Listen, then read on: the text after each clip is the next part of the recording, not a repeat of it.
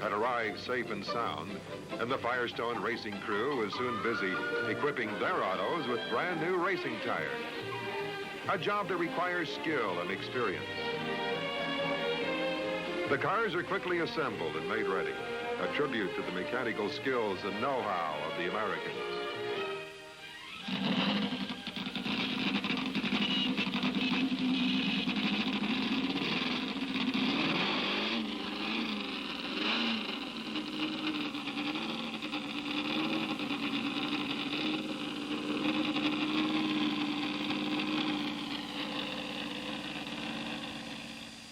And then the long wait started. Jackie Stewart and Graham Hill are ready, but the track isn't. Harry McQuinn, USAC's chief steward, explains to his Japanese counterpart what safety measures are required before the drivers can go on to the track.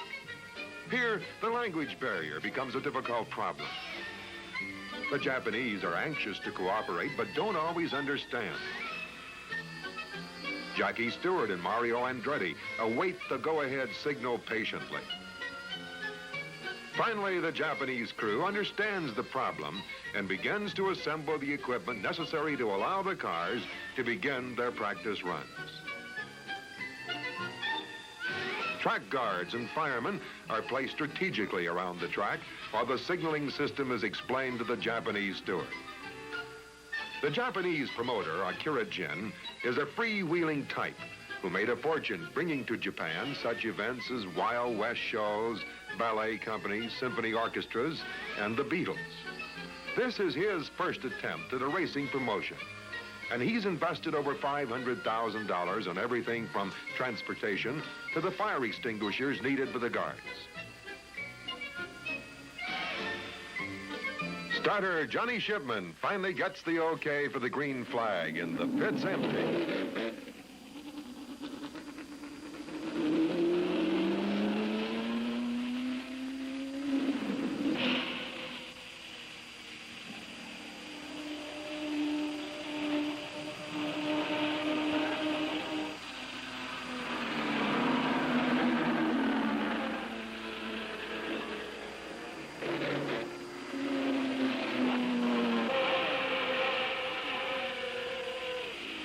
The first few laps are run with caution as the drivers get the feel of the track.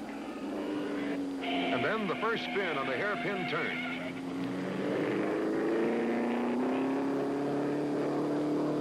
Seconds later, a car loses its wheel. This isn't going to be easy.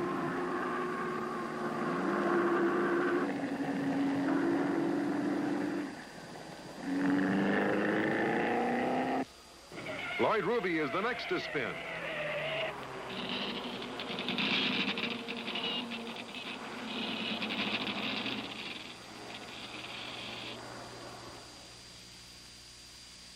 Jim McElreath needs a pull. Here's where the ropes are required. 1965 Indianapolis winner Jim Clark looks best in early practice. At the end of practice, 10 cars have developed mechanical troubles. The oil pickup on many racers is designed for left-hand turns only. And on the hairpin right turn, the oil stopped flowing. As a result, bearings seized. The first day's practice also proved that a 4 or 5 speed gearbox would be necessary to win this one. Made in Japan. Oh, made in USA. Jackie Stewart and Graham Hill discussed the problem. Dropping it into... Well, I drop it straight into first. I brake, and I'm braking slightly on the corner there. It's a bit twitchy because you're in the corner, and then I try and keep a fairly tight line, drop it into first, and then try not to spin it. Yeah. No, I tried it in second, and then I went down into first, but I think first out of there seems to be better. Yeah. It just seems that, you know, you can use second gear up there, but it's still a bit lofty, I think. Yeah. Qualification runs. Jackie Stewart is on the track, ready to go. Moments after the starter gives him the okay. Jackie drives this track like he owns it, especially the hairpin turn.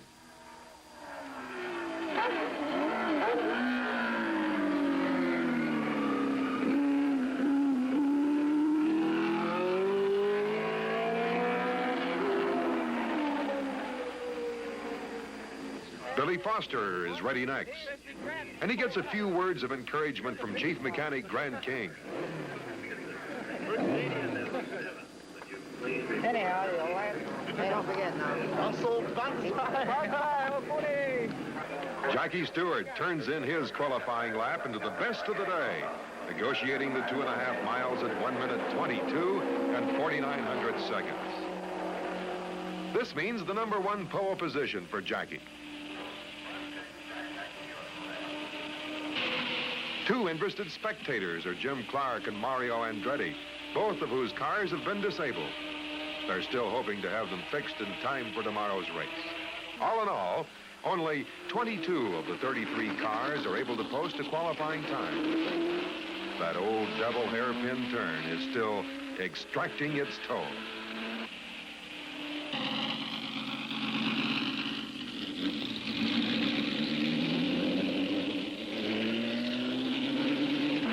It would be an all-night job by dedicated mechanics to see if any of the disabled machines could be ready in time for tomorrow's race.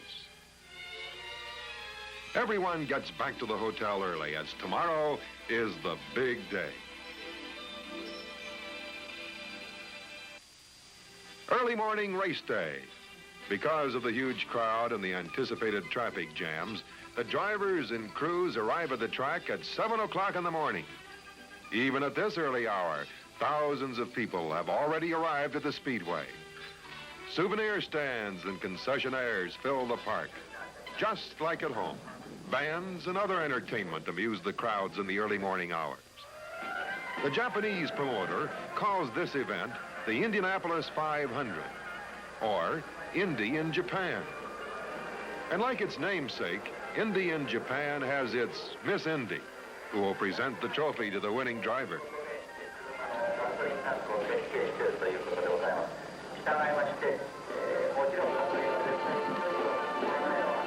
The flags of the participating nations have now been raised at the Mount Fuji International Speedway. The United States of America, the first one raised this morning, and then the United Kingdom, then Canada, New Zealand, and of course the host nation, Nippon, Japan. It's a pleasure to be here at the Mount Fuji International Speedway event, the very first event to bring Indianapolis cars across the waters. This is the program, the Indianapolis International Champion Race in Japan. It's all in Japanese. We'll have to revert to English notes to size up the field. On the pole from Scotland will be Jackie Stewart, and alongside will be Graham Hill of Great Britain, the winner of the 1966 500-mile race. 2 disappointments before the start. America's #1 driver and the champion, Mario Andretti, unable to start due to engine trouble. And also Jim Clark, out of competition, the winner of the 1965 500-mile race. According to calculations in the pit area just a moment ago, 21 cars will start. Again on the pole is Jackie Stewart, and they figure here he has the best chance of winning. That's the report a few minutes before the start of the first annual Mount Fuji International event. The qualifying cars are pushed to the starting line, and we're almost ready to go. The excitement mounts as just before the start of the race, 10,000 balloons are released, just like at Indianapolis.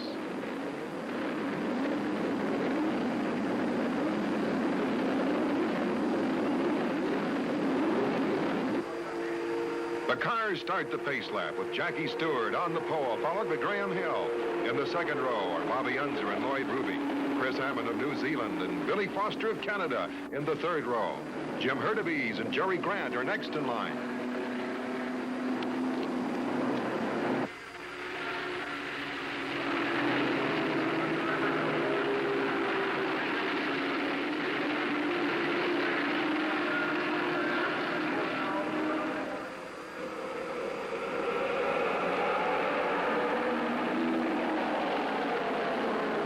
Flag falls and the race is on. Rounding out the field, Greg Well, Jim McElreath, Gary Congdon, Bill Cheeseburg, Sammy Sessions, Arnie Knepper, Chuck Holtz, Bud Tingelstadt, Larry Dixon, John Hollinsworth, Ronnie Duman, Bob Grimm, Al Miller, and Carl Williams. Four Indianapolis firms put up $200 to the leader at 50, 100, 150, and 200 miles. 60,000 spectators are here. The machines equipped with 4-speed transmissions shoot to the front of the pack.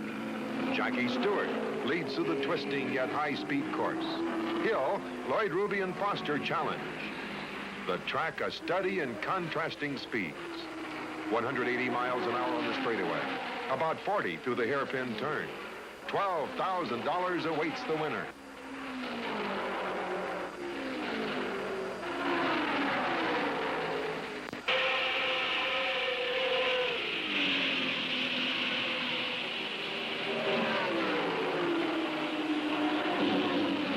Ronnie Duman first out.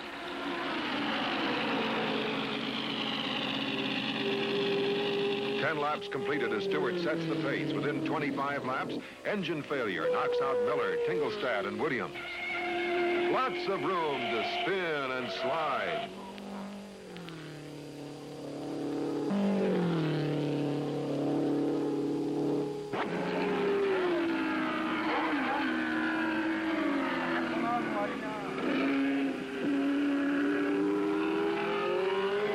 Quarter mark of the race, Stewart leads with Graham Hill in close pursuit.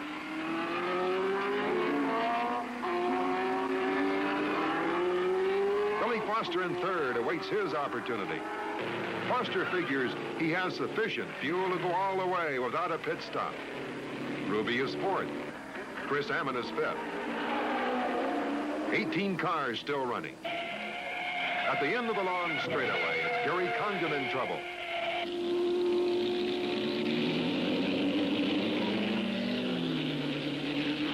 The leader, Jackie Stewart, comes in for fuel. A quick stop for fuel, but Hill takes command with Foster second. Stewart starts his move back up to the front. On the 29th lap, Foster moves ahead of Hill. A Canadian, Englishman, and Scotsman out in front. Greg Wells spins.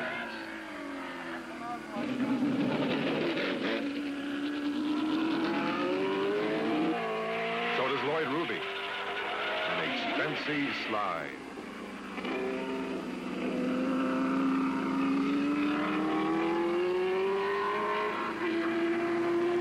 Sammy Sessions hit the concrete wall coming onto the main straightaway. The only severe damage so far. 4-speed transmissions prove their value here. Jackie Stewart regains the lead with Hill in hot pursuit. Foster riding in third now.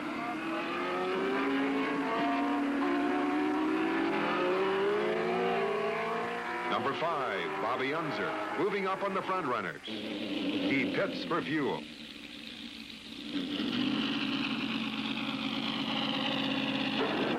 Driving skill and a fast machine put Foster back in the lead for the second time. It's lap 66, and he figures to win going away.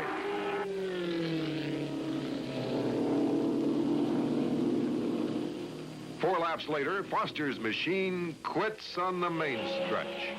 A tough break.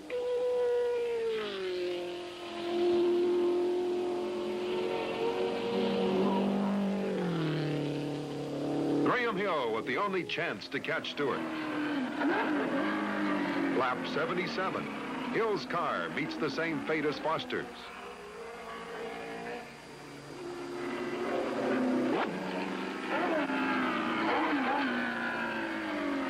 Jackie Stewart almost certain of victory. He's averaging over 103 miles an hour. Bobby Unser, his closest pursuer, is 28 seconds back. Arnie Knapper is third and Gary Condon fourth. The winner, Jackie Stewart. Unlike the 66 500, his machine hangs together. This time, it was Graham Hill's turn to have mechanical problems. But just like at Indy, George Bignati is the winning chief mechanic.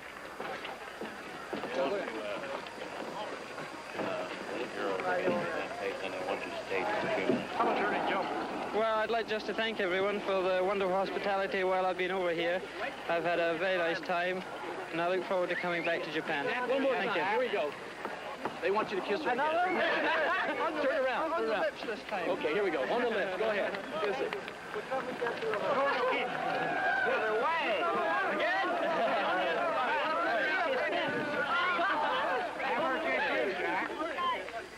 Any comments about the great race you ran? Well, races are always hard, I suppose. It seems that sometimes the ones you win are maybe not as hard as others, but I was running rather low in fuel at the end, and I was going a bit slowly, but I was very happy. What was the first pit stop for? For fuel, we had to take fuel on twice.